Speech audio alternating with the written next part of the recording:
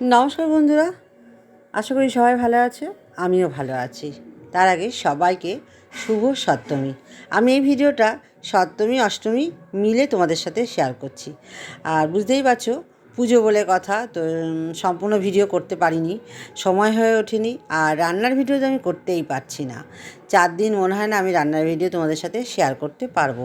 তো যতটুকু পেরেছি ভিডিও করেছি, সেইগুলোই তোমাদের সাথে শেয়ার করছি। আর ভিডিওগুলো যদি ভালো লেগে থাকে অবশ্যই লাইক, কমেন্ট, শেয়ার আর পাশে থাকা বেল আইকনটিকে অল করে দেবে আর সাবস্ক্রাইব করে দেবে। চলো, এরপরে আমি তোমাদের ভিডিওগুলো শেয়ার করছি। আমি যেখানে থাকি পাশেই আমাদের মণ্ডপে পুজো হয়, পাড়ার প্যান্ডেলে পুজো হয়, যেরকম সাধারণত সবাই করে থাকে। তো সেখানে পুজোয় গিয়েছিলাম। সপ্তমী পুজোর অবশ্যই আমি ষষ্ঠী, সপ্তমী, অষ্টমী, নবমী, দশমীও পর্যন্ত উপোস করে তারপরে পুজো দিই। তো যাই হোক, আমি সপ্তমী পুজো সেরে দুপুরবেলায় খাওয়া দাওয়া করে চলে গিয়েছিলাম চাকদা। শুনেছি চাকদায় খুব সুন্দর সুন্দর প্যান্ডেল হয়েছে, কিন্তু অনেক দূর দূর। তো যাই হোক, যথারীতি আমরা চাকদায় পৌঁছে গেলাম। আর চাকদায় পৌঁছে যাওয়ার একটা তোমাদের ঘটনা শেয়ার করছি। তো চাকদায় যাওয়ার পথে একজন বয়স্ক মানুষ কিছুতেই পায়রাডাঙ্গায় নামতে পারলো না। তো তার এই অবস্থা দেখে তার সাথে সাথে আমরাও ওনার সাথে সাথে চলে গেলাম চাকদায়। উনি পায়রাডাঙ্গা নামতে পারলো না, কিন্তু আমরা চাকদায় নেমে গেছি। ওনার সাথে অনেকক্ষণ ওয়েট করে নিয়ে তারপরে আবার ওনাকে টেনে তুলে দিয়ে একজনকে তার হাতে দিয়ে, যে সে যাতে তাকে সুরক্ষিতভাবে পায়রাডাঙ্গায় পৌঁছে দেয়, তার হাতে হ্যান্ডওভার করে দিয়ে তারপরে আমরা ঠাকুর দেখতে বেরিয়েছি।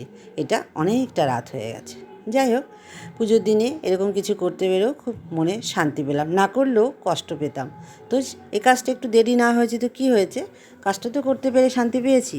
যাই হোক, বয়স্ক মানুষ, তো এটা ভেবেই করেছি যে আমারও তো মা আছে, আমিও তো অনেক সময় বয়স হয়ে যাবে, আমারও যদি এরকম হয়, এই ভেবেই একটু সাহায্য করেছিলাম। তো যাই হোক, কথা বলতে বলতে কিন্তু আমরা চাকদায় অনেকটা ঠাকুর দেখে নিলাম। তো চাকদায় আমরা কাছে পিঠে ঠাকুরগুলো দেখে নিয়েছিলাম। আর দূরের ঠাকুরগুলো দেখতে পারিনি, প্যান্ডেলগুলো দেখতে পারিনি, আর ভিডিও করতে পারিনি। প্রথমত ওরা ভ্যানেলা নিয়ে যেতে পারলো না, নো এন্ট্রি।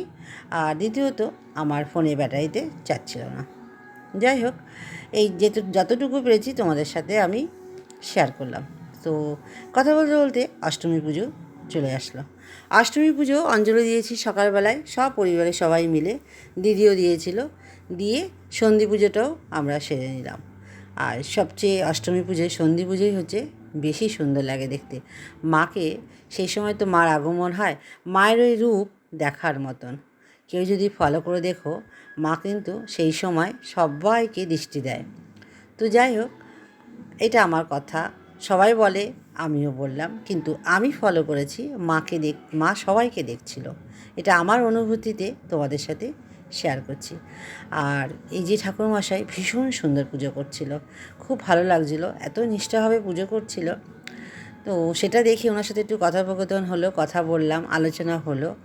তা উনিও আমাকে অনেক কথা শেয়ার করলো, ভালো লাগলো বেশ, যে অত পুজোর মাঝে অত লোকের মাঝেও আমাকে ফলো করেছে উনি, এটা আমার দেখে বেশ ভালো লাগলো। আর যথারীতি সন্ধি পুজোয় প্রদীপ ধরানো হয়ে গেল। প্রদীপ ধরিয়ে নিয়ে তারপর সবাই যে যার মতন প্রসাদ নিয়ে বাড়ি চলে গেল।